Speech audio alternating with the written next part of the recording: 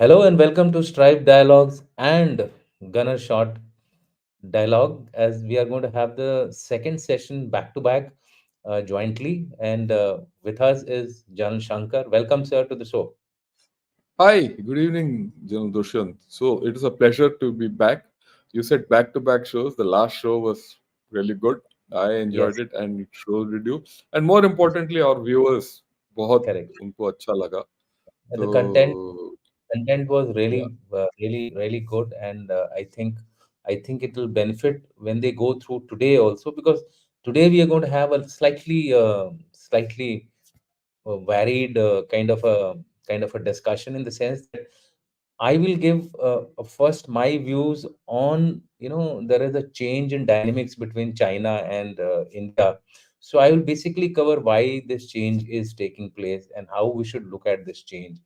Then Jan Shankar will do his own analysis based on giving the underlying reasons why this, game is being played by China the way it is being played today. So you're going to listen to two different perspectives, and so here we go, sir.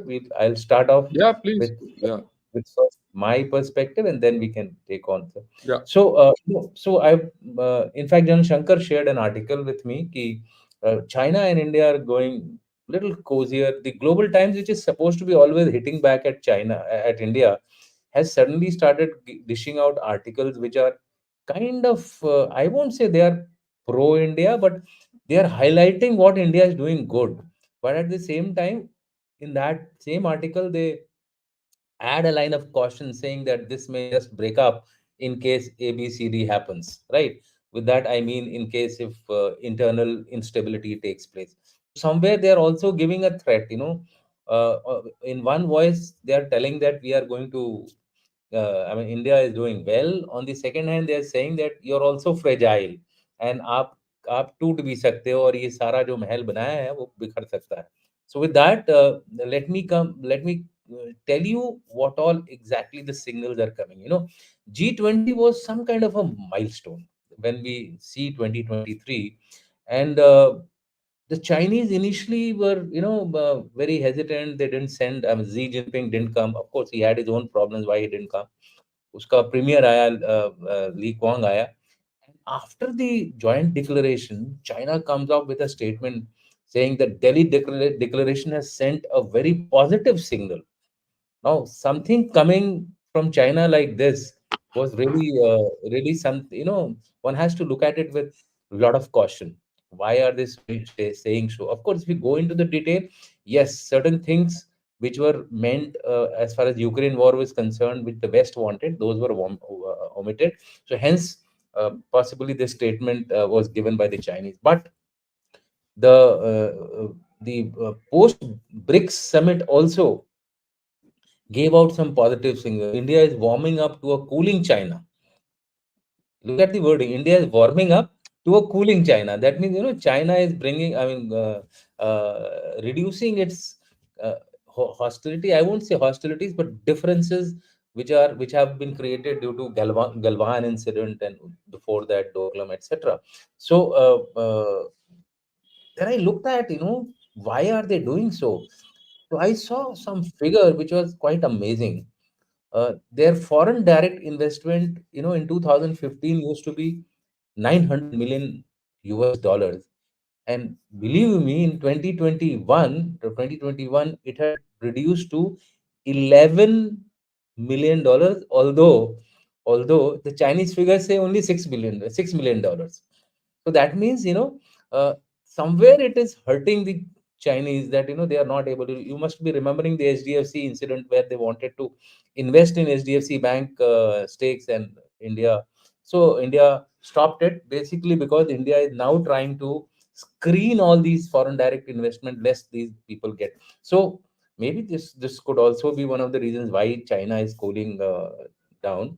And finally, the cake, or the pudding on the cake, was the article which John Shankar sent, which said, "What I Feel About the Bharat Narrative in India" by Zhang Jiadong, published in Global Times on January 2nd, 2024. So it is as recent as 4 days or 5 days back.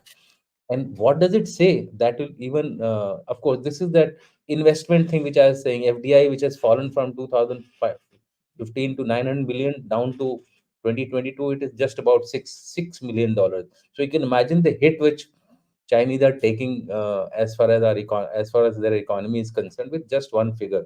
There are many such figures we can go about. So this is what that article says. Furthermore, with its rapid economic and social development, India has become more strategically confident and more proactive in creating and developing a Bharat narrative. Global times suddenly वो हो गया है, क्या बोलते हैं, गंगो हो गया है कि भाई इंडिया का तो भारत नैरेटिव सक्सेसफुल हो गया. Next paragraph which I have taken out from the same article. Since Prime Minister Narendra Modi assumed power, that is 2014, he has advocated for a multi-alignment strategy promoting India's relations with the US, Japan, Russia, and other countries and regional organizations. It is trying to justify, relations are at two level, bilateral and multilateral. So it is trying to justify that what India is doing is right, multilateral, multipolar world, etc. So what India is doing is the right thing. And the next one is even more better. In the diplomatic sphere, India has rapidly shifted towards the great power strategy. We are still a middle power, but it has, suddenly given us a great power strategy status. Good for us, but do we really need to cheer about it? I think there is a need for us to look at it in a much more dispassionate manner. थोड़ा इसको ना detail में देखना पड़ेगा और तब जानना पड़ेगा कि क्यों, why we should not be so happy about what the Chinese are trying to do. I hope they are not taking us up a gum tree, which we should not. I'm sure our experts are equally better in that. Why is it singing differently? So I said, first is economy. All of you, we discussed in the last show how its economy is, doing badly. Loss of global relevance with advent of right wing governments. I did a global scan and I realized Italy comes out of the BRICS, of the BRI. Argentina, government change, a right wing government goes in there, it comes out of the BRICS. This possibly was the biggest jhatka to China. Similarly, Netherlands. There are a number of countries where right-wing governments are coming. They are distancing themselves from the Chinese, and it is hurting them economically. The wars. Ukraine was a plum deal before the war started. They had almost a 3 billion worth of investment in BRI, and that got scuttled all the way. Similarly, its military, it started doing purging in the polity as well as in the military, because of which one suspects that it needs something to show to its own domestic audience that they are emerging as I would say, a significant player in the global politics, which currently they are not. They have failed in the Ukraine crisis. They have failed in the Gaza crisis. In fact, Qatar took away the prize as far as the Gaza crisis is concerned. They managed to get the hostages freed. Whatever numbers they're still there, but at least they managed to cut the ice as far as Gaza is concerned. In Ukraine, nobody has been actually able to make a headway. Then uh, they have also seen that India has started getting capability to interfere significantly in South China Sea also, with its presence which is there in Vietnam. It has already always been there, and with the supply of weapons to Philippines, Indonesia, things are hotting up in South China Sea, that India is trying to get closer. Oh, I keep saying that we keep talking of string of pearls. वहाँ चोकर necklace हो रहा है उसके चारों तरफ. India is a major player in that, with the help of the Quad alignment. Then recent US pushback against India, Panu, Niger, Biden not coming to India. I think this may have also prompted the Chinese ki ye opportunity hai to get closer to India and again get its economy hooked up to India. You all would know that US became the largest trading partner with India, displacing China. This was a big jolt, because from 2015 onward, China was our biggest trading partner, except for 1 year where it was not in between. So technically, in my view, economy and its internal conditions, these two were the major reasons why it is now trying to show closeness to India. And the last point which I want to highlight is that Chinese are an expert in information war and gray zone. This could also be a part of its information operations to, somehow lull India into some kind of a complacency, and later on hit back at India at the right time. Yeah, So 1 minute, 1 minute. I just want to add what you have said. If you yes, sir. could go back, the thing about strategic presence of India in the South China Sea besides the Yeah, Indian Ocean region. yeah, See, the point is something which has come out yesterday only. I did my podcast, and I yeah, was talking about West Asia crisis. yeah. Which are the two navies which are active against Houthis and piracy today? India. Who are the ones who are India and USA? Yeah, that's all. That's all. The Chinese Navy has decamped from there. Although you might have the biggest navy, it is nowhere there. Pakistan Navy Djibouti, तो छोड़ ही दो आप. Djibouti में हाँ, बैठे हुए बैठे हैं अंदर बैठ गए वो. So the हैं। point is, it's a major military aspect that one has to think of in this. Correct. I'm just trying to put across this. So those of us who think that India USA partnership is going for a toss and all that, just think what's Yeah, happening in Red Sea and Djibouti. yeah. I mean, Gulf of yeah, Aden, Red Sea, Gulf of these areas. Aden, yeah, all that, those areas. Yeah, absolutely true, sir. And so this is to show why the Chinese are getting hit the way they are getting hit. Three things are shown in this graph. First is COVID. Second is its real estate, and the third one, which is there, is its geopolitical crisis, which have taken place. So you will find that it is all downhill story for China. Real estate has plummeted. All its major players, where Country Garden or the first one to Evergrande. get Evergrande, the first one to get hit. Then you have the COVID, 341 million people at the peak under lockdown, and they have restarted the lockdown again because of the second wave of COVID, which started about 3 to 3 months back. Crisis after crisis, China is getting directly affected. Globally, it is not able to. So all these three factors have led to China actually going down to almost 50% of its capabilities, which is huge. It will play out later on. As of now, it has a large GDP, तो वो चल रहा है. But over a period of time, this will be a one way ticket if they don't take any major structural improvements, as also global change in their policy. And maybe India was part of that, because India is a regional power to contend with. And globally also, India is now emerging uh, as some kind of a, I would say, a middle power, which Middle power. has a considerable say in the global affairs. Considerable say in the global affairs. So why we should be cautious? This is my last slide. There is a huge trust deficit, and which I'm sure General Shankar is going to tell you exactly why these trust deficits are there. They have been continuously interfering in our neighborhood: Bhutan, Nepal, Myanmar, Bangladesh, Sri Lanka. Latest is Maldives, and we're not even talking about Pak and Afghanistan, because they have traditionally been always a toy in the hands of the Chinese to get back against India. China has always harbored expansionist design. Xinjiang, Inner Mongolia, Tibet, Aksai Chin, Saksgam, Pacific islands in the South China Sea, and forays into the Pacific Islands. All these things convey to you its design of, uh, being an expansionist power. So India cannot just be, getting lured by such one-off articles, etc. We have to be cautious against them, and we have a number of issues. Border issues are there, which need to be resolved, and we cannot actually move forward until and unless we minimum, in my view, the condition is pre 2013 condition.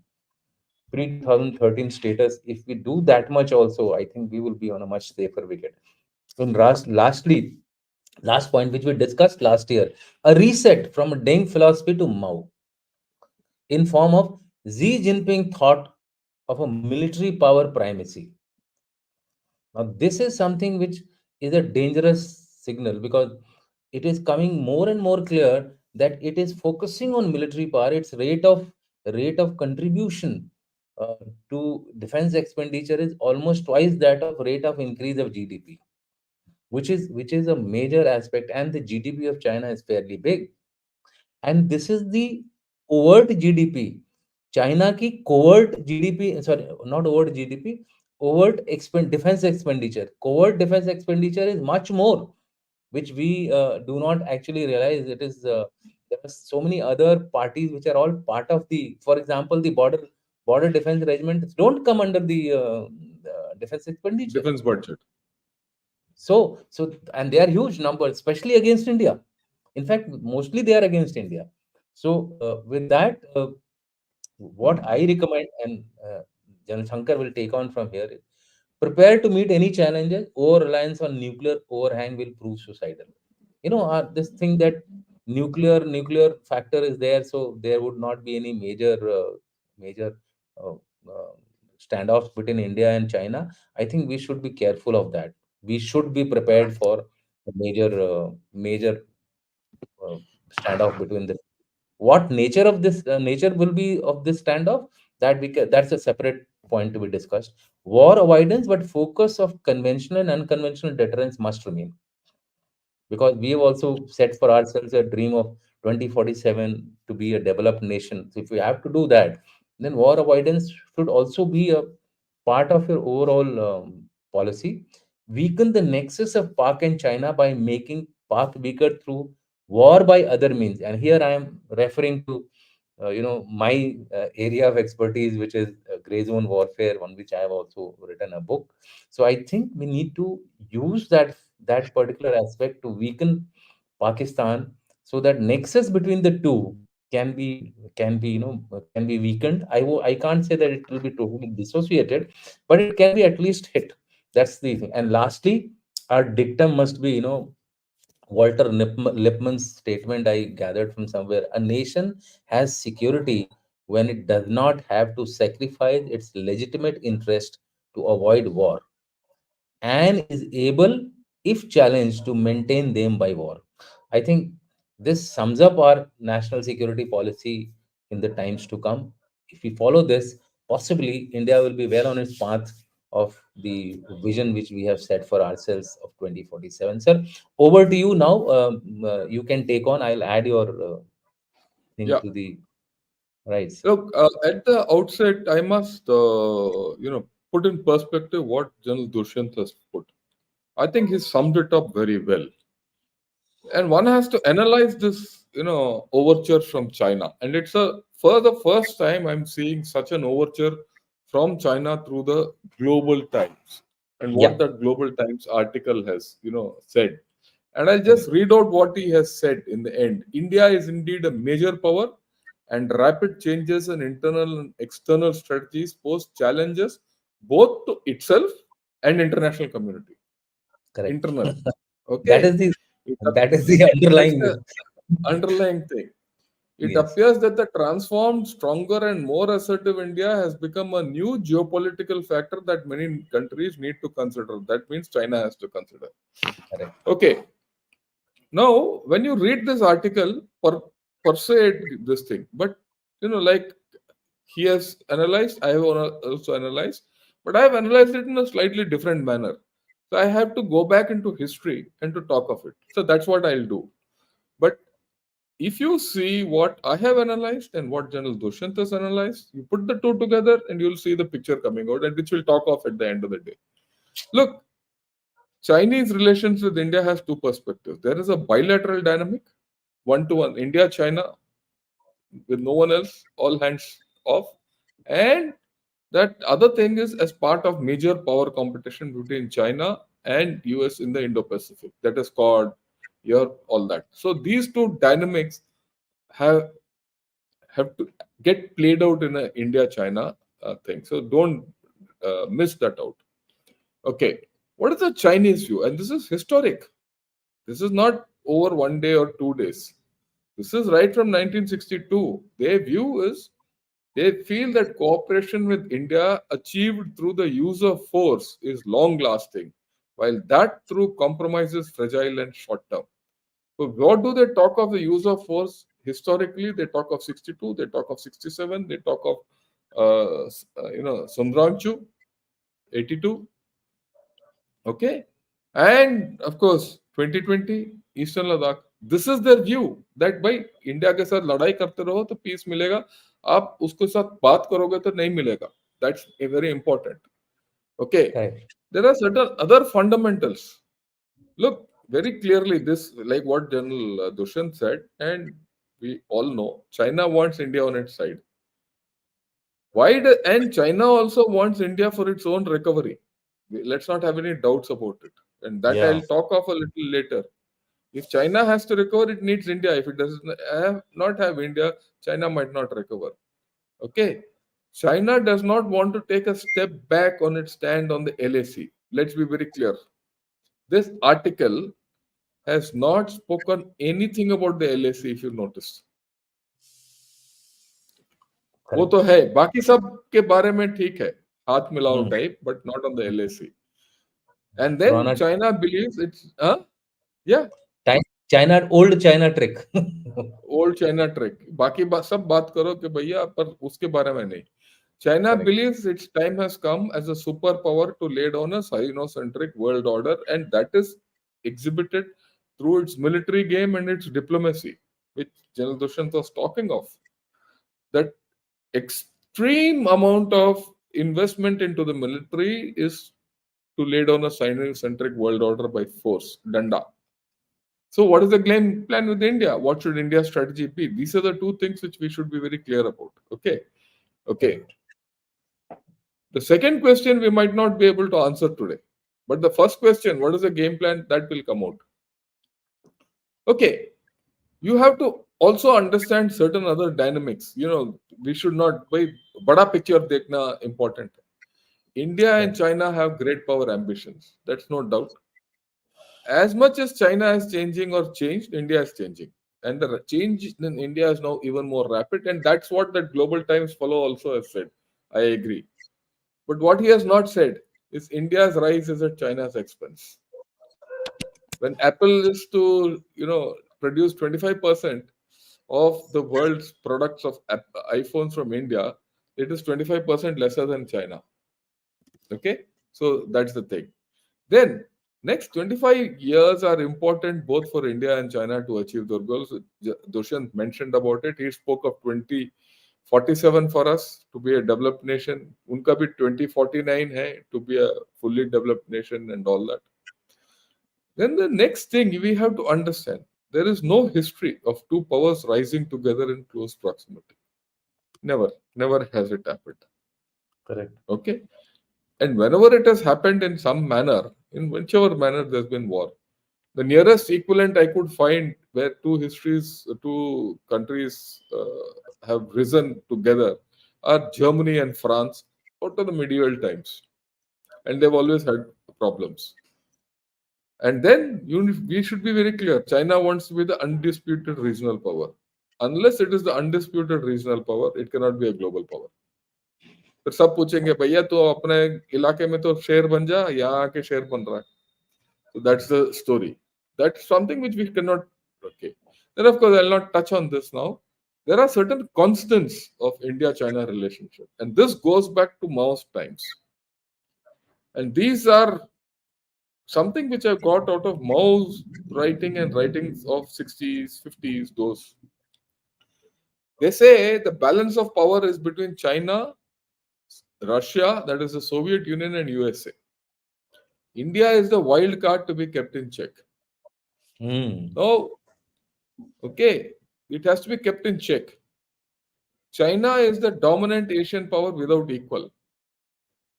China has never seen India as an independent power, but it has always been seen as an appendage to the great powers, either as an appendage to USA or as an appendage to USSR. Okay, or Britain in the olden days. Okay. Also, China views India as an unequal and untrustworthy, you know, country. Now, Pakistan is a strategic ally to keep India in check in South Asia. We should never forget that. It's the cat's paw. Okay. India has never been seen as a standalone threat. Whenever China has dealt with India, it has kept in focus where India can get measure help from diplomatically, militarily, or economically. Then India must be neutralized through persuasion or coercion from time to time to keep it in check. Remember, whenever we deal with China, the story is political. It is not economic. It is not military. Look at the political message, and the political message in this is very clear to me. They are coming to you, right? This is the wild card to be kept in check. That's the story which I see in this Global Times article. Okay, what are the other constants? The CCP narrative is of a righteous war to constantly remind. This is a little internal issue which they have to sell to their people. Right? Righteous war, they're fighting a righteous war to constantly remind Chinese people it needs to put psychological pressure on India that China has the greater power.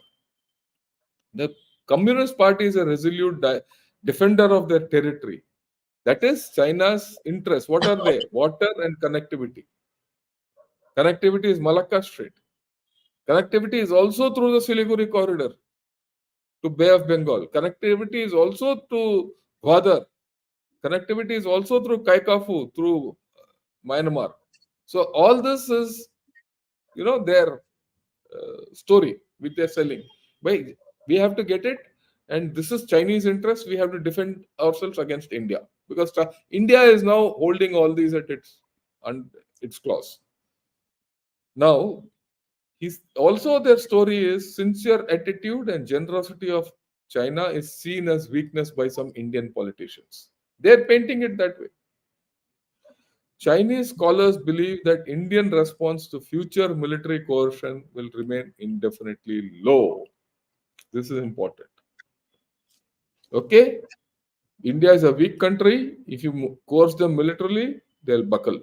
So, what does India have to do? It has to break these constants. It has to break the internal constants and it has to break the external constants.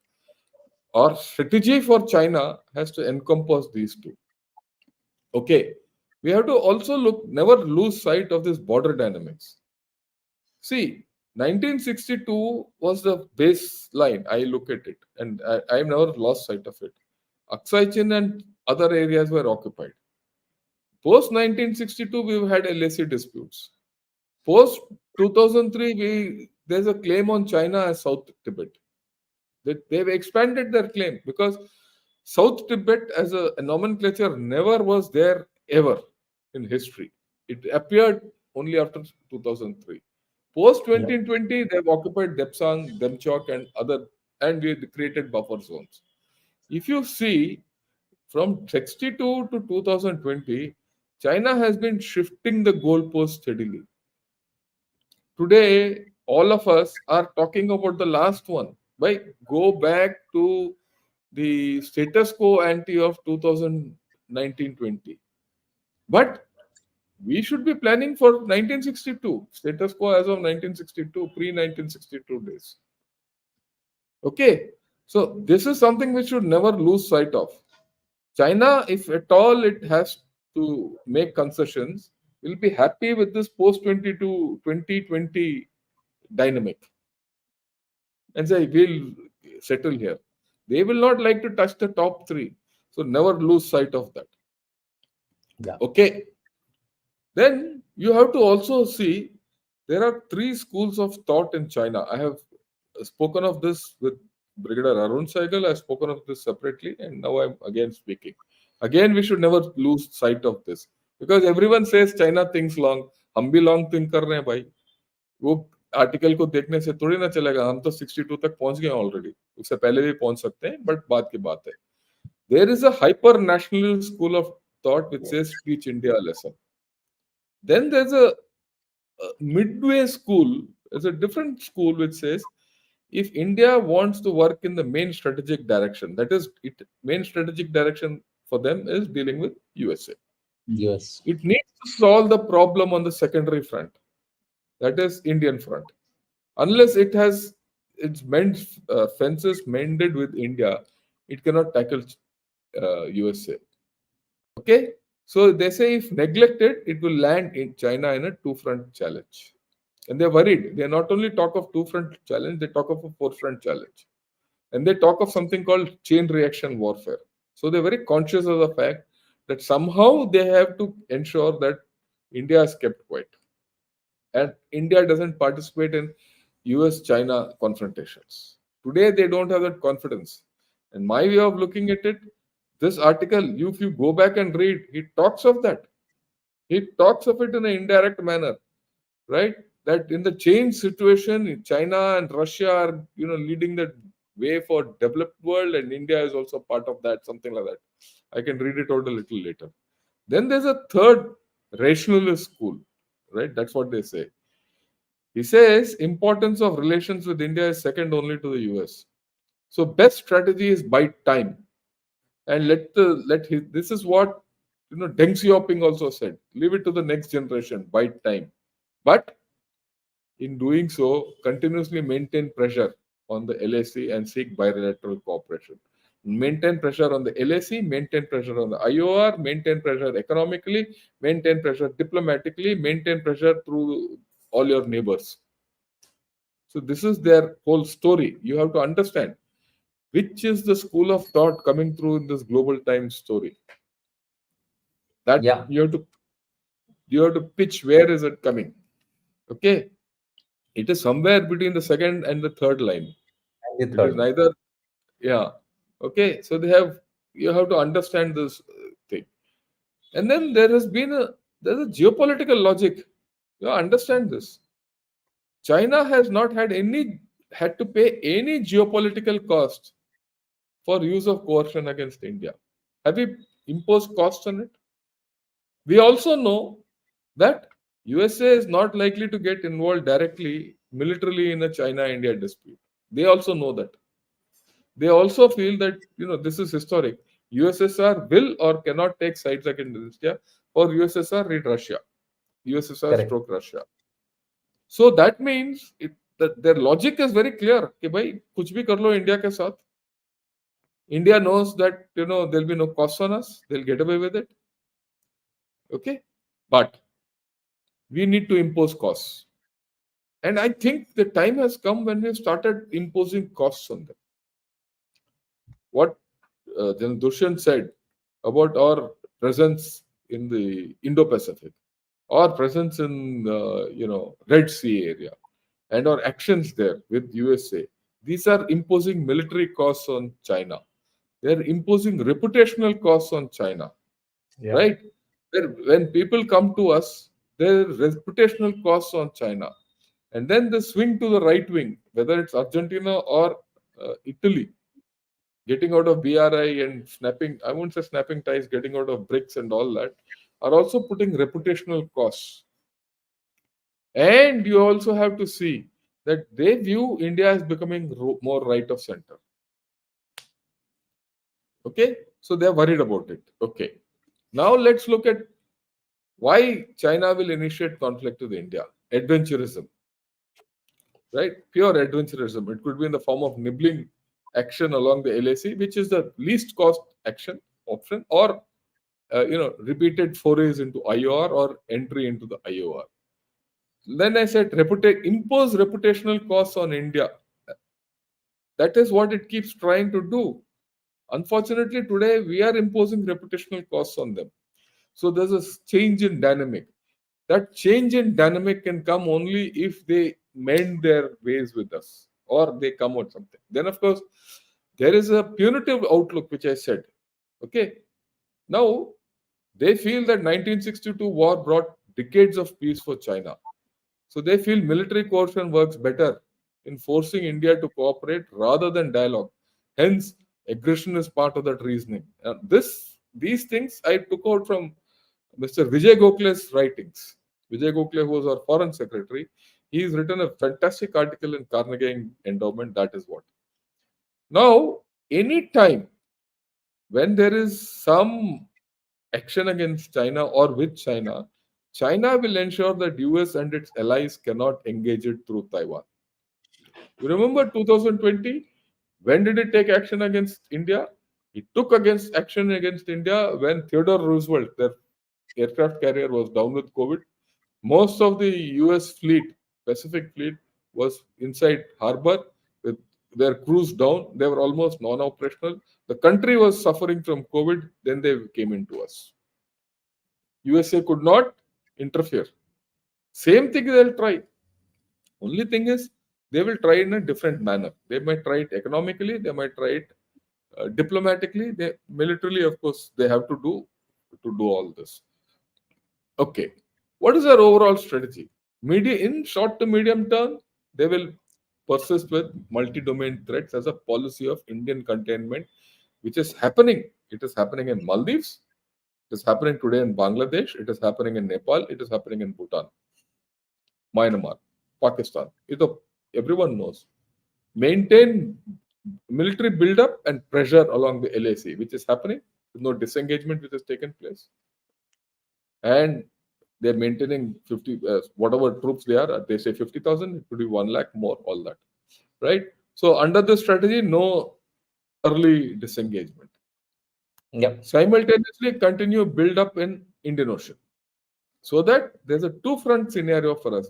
Two-front scenario, China alone will pose on us through our LAC and IOR.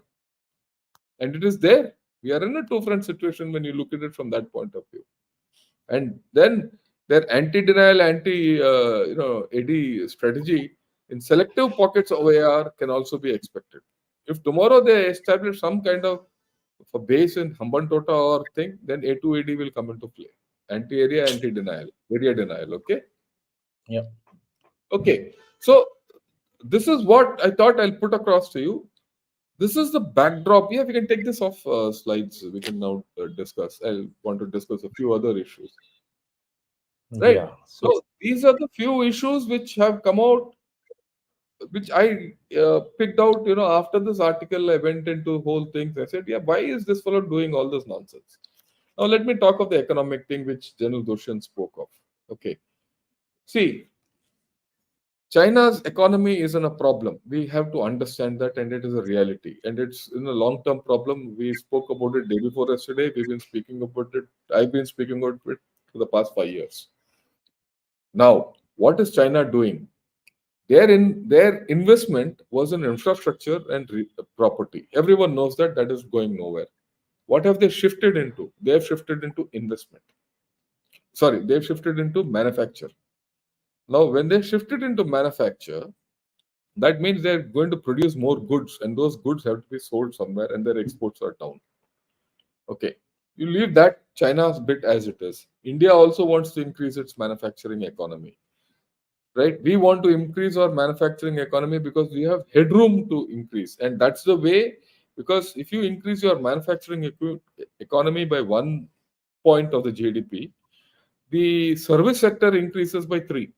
It's a multiplicative factor. And we have tremendous headroom in manufacturing. We want to do it. Our increase in manufacture is at China's cost. That way, I've told you already, right? Like Apple shifting here, Samsung shifting here, chips being made, etc., etc., etc.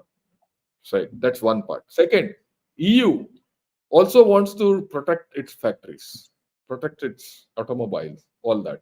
They also raising tariffs and barriers against China. And that's what the latest round of talks with EU and China have indicated. Of course, EU has different problems, but it is also looking at protectionism. USA is already talking of de-risking and decoupling. So de-risking, decoupling is very high. Same with Japan, same with even Taiwan, and same with South Korea. So when countries go this route, okay, of increasing their own manufacturing, where will Chinese manufactured goods go? It will go nowhere. Okay. Again, if you read this article, he talks of a point. where India is growing more comfortable with its trade deficit with China. That is not spoken of, and India sees that trade deficit with China is not a bad thing, because when China gives its goods to India, India can export it value added. So what do they want to do? You have to understand. So increase their market is India, and India has to increase the Chinese inflow into its Yeah. economy, and do forward export, which means your trade deficit will increase. They're not talking of decreasing the trade imbalance. They're talking of increasing the imbalance. That means what? There's an upstream effect which is going to result. Okay, where he can turn off your tap anytime he wants. Now, is that correct? What is our strategy for that? And in case you have to take primary goods from China, I'm not against trade with China. Okay, what is the pro quid quo? That is something which you have to be very clear about this. If you're not clear about it, then you're up a gum tree. Then he's, of course, the okay, yeah. Then he's made major inroads into our neighborhood also. So that is something which we have to be very clear. Then the issue of uh, the timing. When is this? What is this timing? Which General Dushyant also spoke of. Why is this article come off? Here he talks at some point in that article that Russia, China, uh, developing countries, BRICS, all that, and India wants to have an independent, role and all that. Why? Because of what that Pannoon, ye, wo, anti-India talk articles coming up in the West. So he sees an opportunity, and he Correct. says India has a habit of doing its own independent Bharat narrative. This Bharat narrative is a, you see, imagine this coining of this phrase. ये हमारा नहीं है भाई, हम भारतीयों का नहीं है हमारा नैरेटिव, वो बोल रहा है. आप सोचो. Correct. So this article is very strategic in nature, very deep meaning, uh, and actually I'm disappointed, Dushi, because a lot of our mainstream media has written about it, but no one has analyzed it. वो तो खुश हैं कि China वाले ने बोल दिया कि हम भारत बड़ा पावर बन गया, हम ऐसे ऐसे करते रहो, right? That's why I say, इसीलिए मैंने बोला कि I hope we are not going up a gum tree. हाँ, नहीं ये गम ट्री है, इसमें डाउट नहीं है. आप देखिए ये सब ना, ये why China will not recover, उसके साथ जोड़ के देखिए. Why, what you said, Xi Jinping is investing in military power. Why is he investing in military power? Absolutely. Okay, He it's a feel complete mercantile attitude. correct. भाई And he कल के says, दिन gun लाके, और या वो बोल रहा है कि if we become a military power, prosperity and growth will automatically come. Automatically follow. What what या what a logic. What a logic. नहीं नहीं, ही इज राइट. देखिए, he is taking back to the colonial days. Colonial days में क्या हुआ? ये गोरे लोग आए थे, पूरे दुनिया में घूम रहे थे, अपना गन लेके, सर सबके सर पे गन रखा, बोला कि भाई तुम अपना स्पाइस दो, तुम्हारा आइवरी दो, ये दो, वो सब लूट के ले गए. और they forced you to buy their items at great price, third Yeah, rate items. They took raw material from you and did it. This fellow wants to do absolutely. the same thing. I mean, He let's not have doubts about it. he's hopping in Africa and Pacific Islands basically for this purpose. But purpose only. Okay. He wants raw material. Not only raw material, he wants energy. Energy is his Correct. major problem. He needs food. Food insecurity is getting bigger and bigger and bigger. He's bought half the farmland in Africa, for which is growing rice for him. Right? So he's got problems. Right? So I thought we'll put all this in this thing. And if you have any questions, we can, you any Yeah, I mean, point for discussion?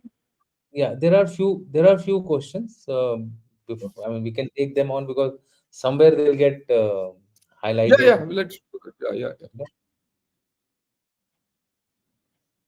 Uh, there are people who have possibly reinforced our point of Viewpoint. view. I'll just flash them just to say that. I mean, Yeah, he's yeah. saying that basically a trap, and I also agree with Yeah, it. हम It's a तो, yeah, I agree. our entire thing was on that. But more importantly, uh, this question, infected 420, what a name. Ask General Sir, China is communist country and they don't work like normal nation like we think they work, like mafia and like gamblers, said by Chinese Elmer Yuan. Do we analyze them like that point of view, sir? I had infected 420. Elmer Yuan is a disaffected person from China. Okay, वो तो भाग के आ गया. While he gives you an inside track of China, he is not a strategist. उसका सोच ना strategic thinking नहीं है. इसीलिए जो हमने परसों के दिन किया था, जो why China will not recover, आप उसको पढ़िए. ठीक है. You know, there's one comment I got on that, Dushi. I must share it with you and everyone. Okay. जो हमने see, Chinese people and the Chinese Communist Party has a habit of putting everything in the open, but covering it with their words. Yeah. And they put their intentions in the in paper. And you know that report will be 100 pages, 200 pages. You don't read it, but if You you don't read have it time. carefully, you get the story out, and that's what I've done. You have to be very clear what their story is. I mean, the way I look at it, their story is very clear, and I'm analyzing from their point of view. I'm not analyzing it from our point of view. I've never spoken of our point of view today, nor has Dental Dushan spoken of our point of view. We are speaking of their point of view. Okay? Yeah. This question is not related to the discussion, but I thought we can cover it because it is Yep. relevant to it's relevant to the discourse of the the power politics Yeah. in our region. How much impact did Made in India make on defense sector or private defense community in India? Is there any changes from before? If there is, can highlight mainstreams in which happened. Since you were dealing with the defense corridor, I thought Yeah. you could just briefly briefly highlight Yeah. about it, and you are actually delving into it on a day-to-day basis. See, Shekhar, the point is, Make in India is happening. It's a work in progress. The first thing. That's the first thing. Has If you look at the past 5 to 10 years, there's a drastic shift in the thinking. Once upon a time, the capex, but expenditure uh, on indigenous was very less. Today, 60% of capex has to go into indigenous items, which is a major shift. So only Indian people can manufacture and give you that, which means that the uptake is increasing. So the made in India, make in India, whatever you call it, is Atmanirbharta goal is increasing. That's the first point. The second point, you are now started exporting. Now, exporting has a leverage for make in India, right? You have the moment you start exporting items, your make in India content has started going up. You have got started getting an international footprint. The moment you start getting an international footprint, things will start moving. Then Yeah. the offsets which you started having have started making a difference in India. Okay, what is an offset? The offset is you buy an item from a foreign country, right? But he has to have 30% offsets. For example, if 30% of the cost which he charges you for that particular item, he has to invest in India on in Indian industry, whatever. Okay, which he does today, right? So what are the most of the foreign countries done? They've invested and taken offset credits by investing into our small and medium scale industries, and make them either make primary components or maintenance components or parts or spares or even raw materials or certain manufactured items for their global supply chains. So actually, we don't know, and for some reason, the government of India has not mapped it and shown it. India is now part of the global supply chain. The next thing where we got an opportunity and we have not exploited it very well is the lack or the problem which Russia is facing in supplying space for the Russian equipment which is lying all over the world, for Yeah. which we have the capability to make items and we have the capacity. Unfortunately, here we have spare capacity, and India is not using the spare capacity, Yeah, right? absolutely. Yeah, And that's true. so, But so there but is also this thing. But although I read an article today, I don't know how far it is true, that it is saying that India has actually supplied the Russian origin equipment to various countries during the Ukraine war. So, how far that is No, no, true? there is no. It is there, but has it happened the way we wanted it to happen? Is something is That's a not. question mark. Yeah, Okay, yeah. I mean, that's we a could question have. mark. I We want to share. I want to just share a small experience of mine. I'd gone to a defense industry, our PSU, and when we went there, there were three lines, three manufacturing lines. All three were lying vacant. No work was going on. This is not of current, but few years back story. sometime back. Yeah. Okay. So I asked them, why are you, all of you sitting idle, drinking cup of tea, the entire factory, ordnance factory.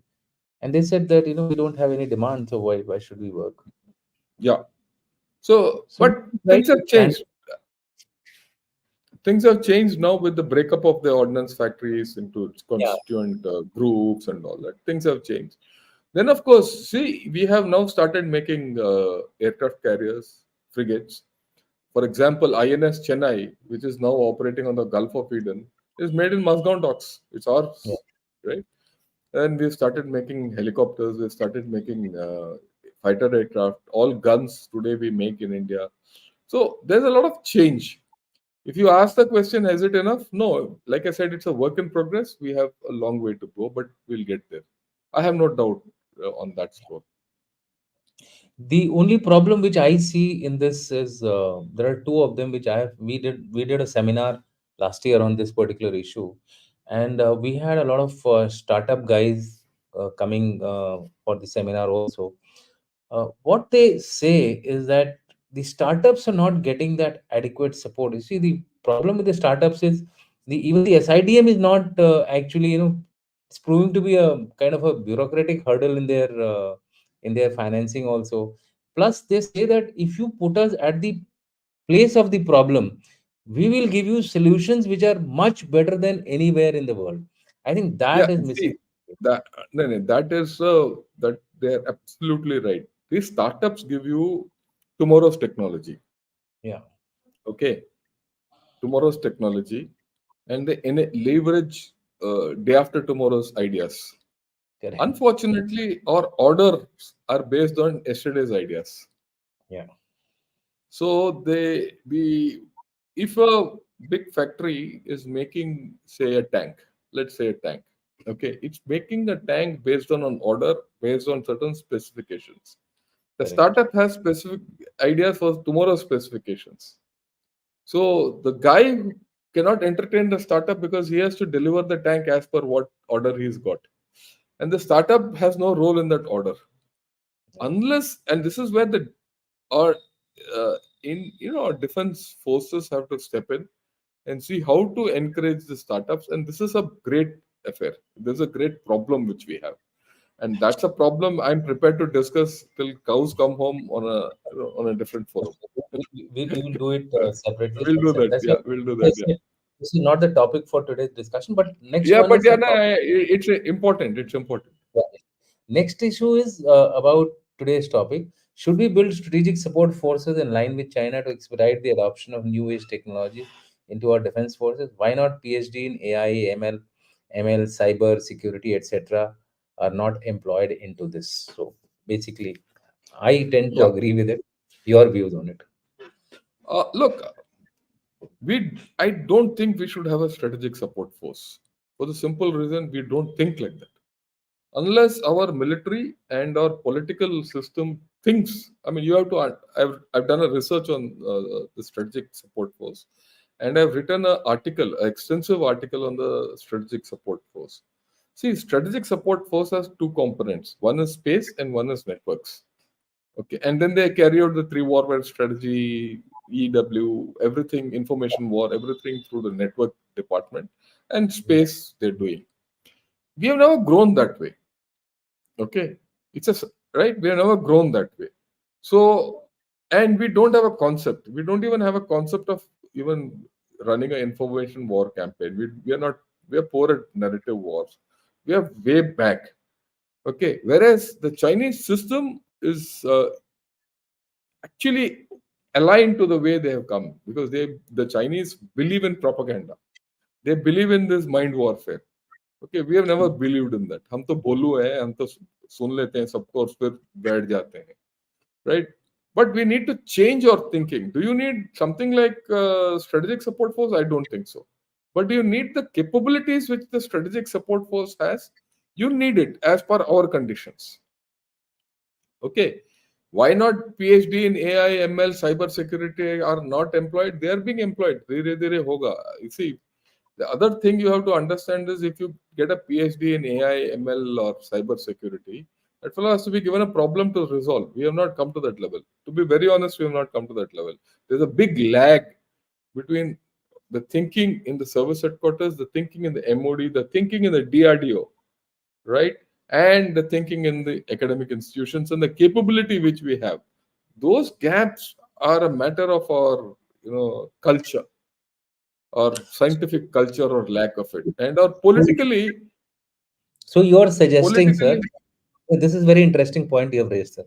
So I would like to counter question you, sir. yeah, So yeah, you are yeah, yeah, you are suggesting that there is a major weakness even in our defense forces, where they are not looking at things in a critical manner to see as to how they can progress or go beyond their existing yeah, capabilities, existing yeah. systems.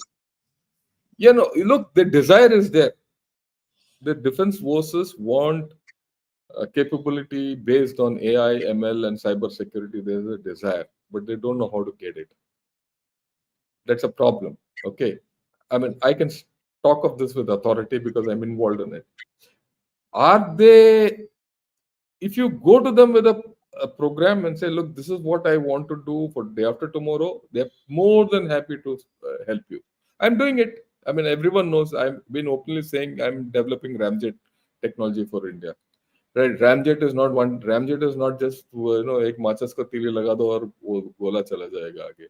It contains all this. It contains AI. It contains ML. It contains 3D printing. It contains a whole lot of propulsion technologies. It contains of GPS. It contains of navigation. The works it contains. It's absolutely cutting edge technology. And what we are developing is tomorrow's technology, which world doesn't have, and we are using PhDs for that. So we are using, but is it enough? I mean, it's not enough for us, for a country like India, which is on the move, to have 3 or 4 or 5 programs. You need to have programs running across the board, to the extent that even if 50% of them fail, at least 50% of them come through. I will not say 50%. Even if 75% of them fail, you should not be worried. For that, you need investment. You need thinking and investment. Okay. If you have a neta who doesn't know anything beyond vote catching, you will not move. I mean, I'm being very candid about it, right? You see the difference when Mr. Manohar, I keep quoting this, when Mr. Manohar Parikar was the defense Defense minister, yeah, defense minister, I had a lot of dealing with him, and he's from a IIT, right? And we used to talk technology. We used to talk technology. Okay. And many of my cases, I used to go to him and say, look, sir, this is what I'll get out of this in this particular, story. He'll understand, he'll question me and all that. And when we used to go formally in front of, the boards and all that, there used to be people who will come and ask funny questions. Babus, ye, wo, who didn't understand all this the thing. At times, he used to tell people, yeah, just, bhai, dekho, uh, this is the benefit. I'm convinced of it. Just let's go ahead. So there's a difference. Now, if you have a neta who doesn't understand technology and you have a set of bureaucrats who don't understand this technology, what's the point of someone asking for this technology or someone going and saying, I'll give you this technology, because they don't know the value of that technology? So we are caught somewhere in between today. I mean, I I will not say we are at zero. I'll not say we are at 100. Are we at 50? We are not at 50 also. But are you at 20, 30? We are going up. But I must tell you, from what it was 5, 6 years back to now, a lot of things have changed. Yeah, I mean, When will, I personally feel, sir, that what we have done in terms of, like you rightly said, the bureaucrats have very limited knowledge of Yeah, technology. they don't have. Our politicians are almost zilch as far as technology is concerned, barring a few Chandrasekhar, etc., who are there, who have some Yeah, sense of what it is there. In fact, we had projected that Chandrasekhar should actually be the, somewhere defense in the minister. Ministry Yeah, of I Defense, understand. at least as a Minister of State, whatever it is. So, the devolving of powers possibly is the way ahead in our system, given our system. So vice chiefs were given more and more powers. I think that route should be followed a little more, Yeah, so I so agree that with you to a large so that extent. Yeah, yeah, so that defense secretary, rather, sorry, not defense secretary, the chief CDS, instead of being a DOP guy, should start looking more at the capability and other production. things. Yeah, no, no, Yeah, I agree with you. There's a big change which is required, and look, it's happening in a country like ours with a democracy. we There's have to accountability. we have to And go then the guide. fact we have to also realize that the bureaucrat is not a fool. He's quite a smart guy, and he Yeah, knows. And many of our bureaucrats are technologists. For example, the present yeah, defense secretary is from IIT Madras. He's or alumni. The previous correct. defense secretary was from IIT Delhi. It's not that they don't understand, right? It's the down the line guys who make those minor notings who don't understand, and those Yeah. notings are legal tender. I mean, they're legal. If something goes wrong tomorrow, they go to the high court, to the courts. So they're They'll quote worried. those. So They'll quote those notings.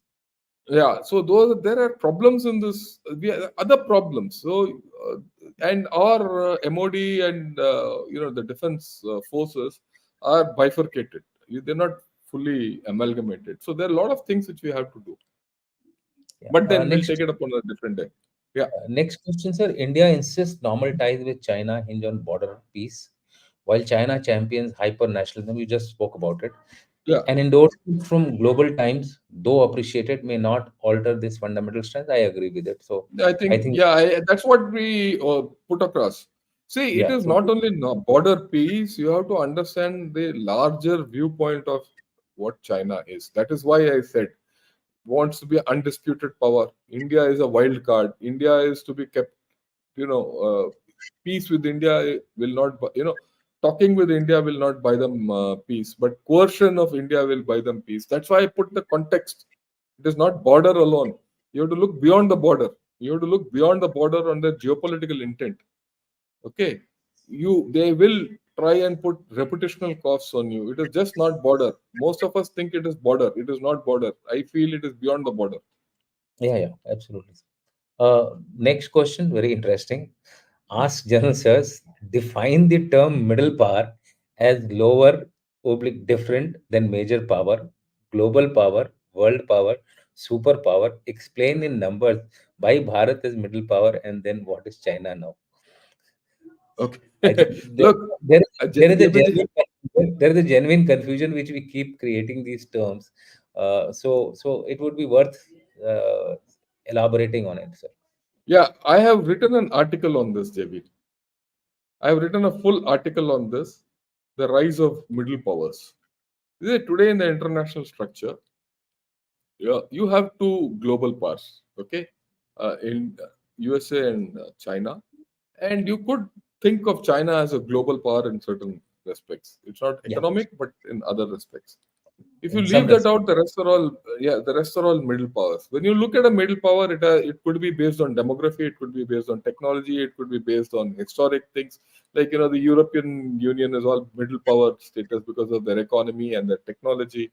You are a middle power because of your demography and your rise, and each middle power has its own constituency of satellite nations around it. Like Saudi Arabia is a middle power in Gulf.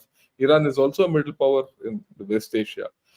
So there are classifications. All this, how middle powers get classified? It could be because of size, because of like Australia, or it could be because of its rising nature and population and spread like Indonesia.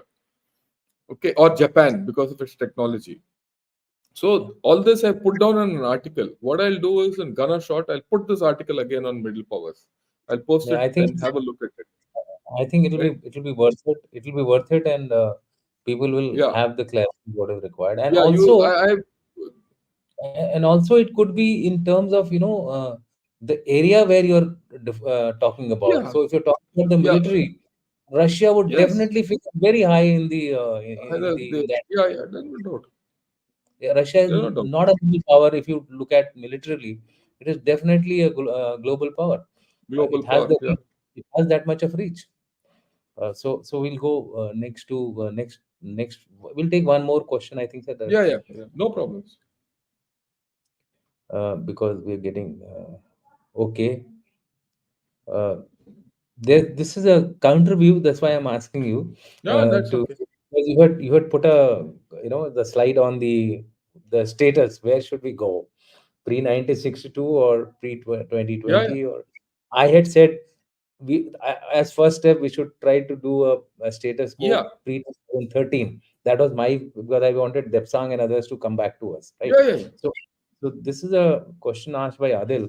Sir, Chinese don't recognize LAC or our point of view of LAC. So rather than thinking about 62, 67, we need to focus on developing border infra and bring stability on LAC and then open new fronts. Yeah, Adil, I agree with you completely. Okay, I'll first talk of focus developing border infrastructure stability on LAC. Just for your information, on 17th or 18th, I don't remember offhand, I'm going to have a talk on Ganashot with General Sanjay Kulkarni, and we're going to talk of the change in the border infrastructure and LAC uh, in Tawang sector and in Leh. Actually, today he's in Leh. He's just come back from Tawang. When he came back from Tawang, he said, I'm going to Leh. So why don't we talk about the change? And he's brought some beautiful pictures which will show, right? And there's change happening, and that stability is there. I have no doubt about it. At some point of time, you have to start talking of the LAC. Unless you get stability on the LAC, you go nowhere. But Yeah. what the Chinese want to freeze the LAC as it is, get it out of the window, or probably convert the current LAC as a pro quid quo, but never lose their story on Arunachal. So if they don't want to this narrative of South Tibet and Arunachal being part of their land started in 2003, and they are sitting on your land from 62. Why are you not talking of it? Why are you hesitant to talk of it? You should talk of it. Otherwise, it will go out of the equation. We also know it's not going to happen. The LAC is the short-term view, and if and India has made the mistake of asking precisely the kind of questions you are asking. I don't blame you because आज का problem LAC है, पर कल का problem उनके लिए they are not talking of LAC. They always talk of Arunachal Pradesh. So you should also always talk of Akshay Chin. Only then you will come to the LAC and come to some via media. I also know they'll never get Arunachal Pradesh. We will never get Akshay Chin. That's a given. But somewhere in between, we can strike a deal You see, unless we speak about it. unless we speak, unless we project, the It will never traction will not come. happen. Negotiation. There is a separate program on how to negotiate. Negotiations is an art, and in fact, management people teach you how to negotiate. And we will not go into that, sir. Thank you very much, sir. Yeah, We had a lovely discussion. There are a lot of questions today because we had actually told that we will take all the questions, but yeah, it yeah, is yeah. Last time we couldn't take questions. Yeah, that's why. practically not possible to take even today because the number of questions have gone fairly high. Hmm. There are two subscribers to you, which I flashed Yeah, yeah, yeah. in Thanks a lot. talking. So you can thank them on your behalf. Yeah, And yeah, yeah, Lalit Narayan, and there's one more. yeah, yeah. Lalit Narayan is an old friend of mine. He stays in New York. Yeah. So Okay. and there's Anand Lal who has become a new. Anand Lal also welcome. He keeps talking and he keeps asking a lot of questions. I'm glad they're becoming members and they're Correct. contributing to education of people who can't afford it. With Yeah, the same in the yeah. same vein, I Before we finish, I want to request everyone who's watched this video to please subscribe for Strive and to please subscribe to Ganashot. In my is opinion, these are the two genuine strategic channels today in India who give you a strategic and a military and a geopolitical view with adequate amount of economics and other issues correct, based on practice. correct, ये कहीं सुनी बात नहीं है कि आज के correct. दिन मैं मैं लेखक हूँ, कल के दिन मैं जियोपॉलिटिक्स के बारे में बात करूंगा और पॉलिसी बनाऊंगा ना. We are all practitioners. We have fought wars, we have fought counterinsurgency, we have dealt overseas in UN missions, we have dealt with nations on as representing India. Correct. इसीलिए behind me, you see the Ashoka pillar is there. I'm proud. I wore that Ashoka pillar here. So did he. Right? Correct. We are people of responsibility, not just like that. Yeah, I thought I Yeah, must put it across. absolutely. Thank you very much, sir, for that kind words. And with that, thank you, audience.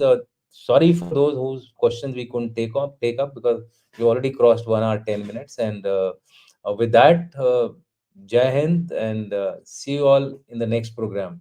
Thank you very much, sir, Jai and Hind thank you. and Jai Hind.